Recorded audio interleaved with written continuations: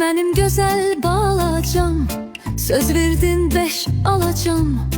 Oğlan isə tərsinə, hazır değildi dərsinə. Mahnı züm-züm edir, məktəbə tərəf gedir. Buz çıxır qarşısına, diqqətlə baxır ona. Yoldan çıxarır maraq, çıxır buz üstə qoçaq.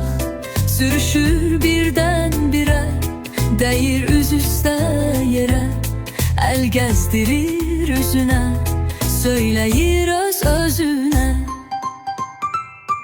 Qorxdum əzilər başım, korlanar yaraşığım. Tutur buza gözlərin, deyir ürək sözlərin. Sən nə yaman sana buz, adam yıxan sana buz. Az qalıb ömrün sənin, yaz gələr artar gəmi.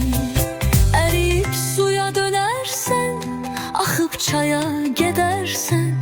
Deyinir gedə-gedə, üzün tutur məktəbə.